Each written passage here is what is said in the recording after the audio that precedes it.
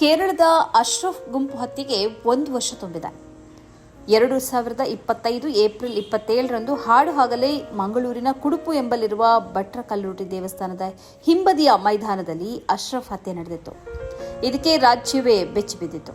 ಯಾಕೆಂದ್ರೆ ಉತ್ತರ ಭಾರತದಿಂದ ಸಾಮಾನ್ಯವಾಗಿ ಗುಂಪು ಥಳಿತದ ಸುದ್ದಿ ಕೇಳಿ ಬರ್ತಿತ್ತೇ ಹೊರತು ಕರ್ನಾಟಕದಲ್ಲಿ ಇಂತಹ ಲಿಂಚಿಂಗ್ ಪ್ರಕರಣ ವರದಿಯಾಗಿರಲಿಲ್ಲ. ಸಂಜೆ 5:30 ಸಮಯದಲ್ಲಿ ಈ ಹತ್ಯೆ ನಡೆದಿತ್ತು. ಅಶ್ರಫ್ ಅವರ ಮುಖಕ್ಕೆ ಕಲ್ಲಿನಿಂದ ಜಜ್ಜಿ ಗುರುತು ಸಿಗದಂತೆ ಮಾಡಲಾಗಿತ್ತು. ಮರ್ಮಾಂಗಕ್ಕೆ ತುಳಿಯಲಾಗಿತ್ತು. ಮಾನಸಿಕ ಅಸ್ವಸ್ಥರಾಗಿದ್ದ ಅಶ್ರಫ್ ಅವರ ಈ ಹತ್ಯೆಯನ್ನು ಆರಂಭದಲ್ಲಿ ಪೊಲೀಸರು ಲಘುವಾಗಿ ಪರಿಗಣಿಸಿದ್ರು ಎಂಬ ಆರೋಪ ಕೇಳಿಬಂದಿತ್ತು. ಪೊಲೀಸರ ನಿಷ್ಕ್ರಿಯತೆ ಮತ್ತು ತಾರತಮ್ಯದ ಬಗ್ಗೆ ಸಂಘಟನೆಗಳು ಮತ್ತು ಕಾಂಗ್ರೆಸ್ ಅಲ್ಪಸಂಖ್ಯಾತ ಘಟಕದ ಮುಖಂಡರು ಹೋರಾಟವನ್ನು ನಡೆಸಿದ್ದರು. ಬಳಿಕ ರಾಜ್ಯ ಸರ್ಕಾರ ಎಚ್ಚೆತ್ತುಕೊಂಡಿತು. ತನಿಖೆಯನ್ನು ತೀವ್ರಗೊಳಿಸಿತು. ಮರಣೋತ್ತರ ಪರೀಕ್ಷೆಯಲ್ಲಿ ಇನ್ನಷ್ಟು ಆಘಾತಕಾರಿ ಸತ್ಯಗಳು ಹೊರಬಂದವು. ದೇಹ ಮತ್ತು ತಲೆಗೆ ಆದ ತೀವ್ರ ಗಾಯದ ಪರಿಣಾಮ ಮೆದುಳಿನಲ್ಲಿ ರಕ್ತಸ್ರಾವವಾಗಿ ಮೂತ್ರಪಿಂಡಕ್ಕೆ ಗಾಯವಾದ ಕಾರಣ ಸಾವು ಸಂಭವಿಸಿದೆ ಎಂದು ಮರಣೋತ್ತರ ಪರೀಕ್ಷೆಯಲ್ಲಿ ಹೇಳಲಾಗಿತ್ತು. ವಿಶೇಷ ಏನಂದ್ರೆ ಅಶ್ರಫ್ ಅವರ ಹತ್ಯೆಯ ಬಗ್ಗೆ ಆರೋಪಿಯೇ ಆರಂಭದಲ್ಲಿ ದೂರು ನೀಡಿದ್ದ. ನಟೇಶ್ ಜೊತೆ ಬೈಕ್ನಲ್ಲಿ ತೆರಳುತ್ತಾ ಇದ್ದಾಗ ಅಪರಿಚಿತ ವ್ಯಕ್ತಿಯೊಬ್ಬ ಅಂಗಾತ ಬಿದ್ದುಕೊಂಡದನ್ನು ನೋಡಿದೆ. ಆತನ ಬಳಿಗೆ ಹೋದಾಗ ಆತ ಮೃತಪಟ್ಟದ್ದು ಕಂಡುಬಂದಿದೆ. ಈತ ನೀಲಿ ಬಣ್ಣದ ಜೀನ್ಸ್ ಪ್ಯಾಂಟ್ ಧರಿಸಿದ್ದ. ಮೈ ಮೇಲೆ ಶರ್ಟ್ ಇರಲಿಲ್ಲ. ವ್ಯಕ್ತಿಯ ಮೈ ಮೇಲೆ ಮಣ್ಣು ಮೆತ್ಕೊಂಡಿದೆ. ಈ ವ್ಯಕ್ತಿ ಯಾವುದೋ ನಶೆಯಲ್ಲಿ ಬಿದ್ದು ಗಾಯಗಳು ಉಂಟಾಗಿ ಅಥವಾ ಯಾರೊಂದಿಗೋ ಗಲಾಟೆ ಉರುಳಾಟದಿಂದ ಗಾಯಗೊಂಡು ಸ್ಥಳದಲ್ಲಿ ಬಿದ್ದು ಮೃತಪಟ್ಟಿರಬಹುದು. ಈ ವ್ಯಕ್ತಿಯ ಸಾವಿನ ಬಗ್ಗೆ ಅನುಮಾನ ಉಂಟಾಗ್ತಿದೆ ಎಂದು ಮಂಜುನಾಥ್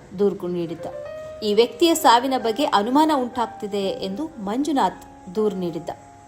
ಅದರಂತೆ ಪೊಲೀಸರು ಅಸಹಜ ಪ್ರಕರಣ ದಾಖಲಿಸಿದ್ರು. ಈತ ಆರೋಪಿ ಎಂಬುದು ಪೊಲೀಸರಿಗೆ ಗೊತ್ತಿತ್ತು ಎಂಬ ಆರೋಪವೂ ಇದೆ. ಆದರೆ ಆ ಬಳಿಕ ದೀಪಕ್ ಎಂಬುವವರು ನೀಡಿದ ದೂರಿನಂತೆ ಪೊಲೀಸರು ಕೊಲೆ ಪ್ರಕರಣ ದಾಖಲಿಸಿದರು.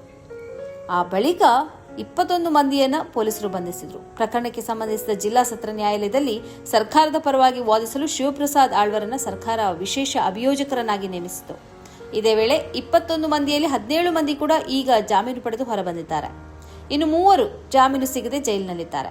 ಒಬ್ಬನಿಗೆ ನಿರೀಕ್ಷಣಾ ಜಾಮೀನು ಸಿಕ್ಕಿದೆ. ಇನ್ನೊಬ್ಬ ಆರೋಪಿ ಪೊಲೀಸರ ಕೈಗೆ ಸಿಗದೆ ತಲೆಮರೆಸಿಕೊಂಡಿದ್ದಾನೆ. ಈ ಘಟನೆ ನಡೆದ ತಕ್ಷಣ ಗೃಹ ಸಚಿವ ಪರಮೇಶ್ವರ್ ಕೂಡ ತೀರಾ ಉಡಾಫೆ ಹೇಳಿಕೆ ನೀಡಿದ್ದರು.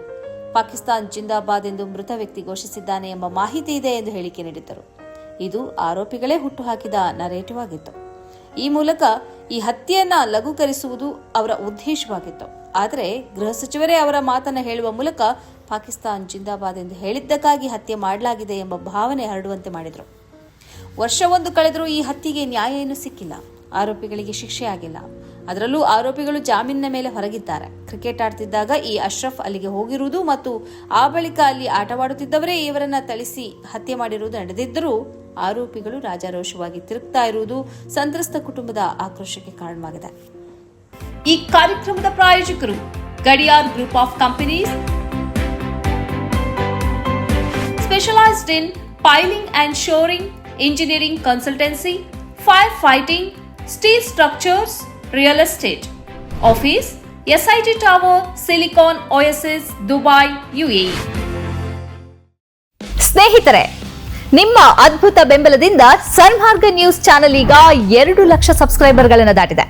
ಇದು ನಮ್ಮ ಯಶಸ್ಸಲ್ಲ, ಇದು ನಿಮ್ಮ ಯಶಸ್ಸು. ನಮ್ಮ ಮುಂದಿನ ಗುರಿ 4 ಲಕ್ಷ. ಇದು ಕಷ್ಟವಲ್ಲ. ನೀವು ಮಾಡಬೇಕಾದದ್ದು ಸಿಂಪಲ್. ನೀವು ಸನ್ಮಾರ್ಗ ನ್ಯೂಸ್ ಚಾನೆಲ್ ವಿಡಿಯೋವನ್ನ ನಿಮ್ಮ ಸ್ನೇಹಿತರಿಗೆ, ಕುಟುಂಬದವರೊಂದಿಗೆ ಹಂಚಿಕೊಳ್ಳಿ ಮತ್ತು ಅವರಲ್ಲೂ ಸಬ್ಸ್ಕ್ರೈಬ್ ಮಾಡಲು ಹೇಳಿ. ನೀವು ಶಕ್ತಿಯನ್ನು ಕೊಡಿ, ನಾವು ನಿಖರ ಸುದ್ದಿ ಕೊಡ್ತೇವೆ. ಧನ್ಯವಾದಗಳು.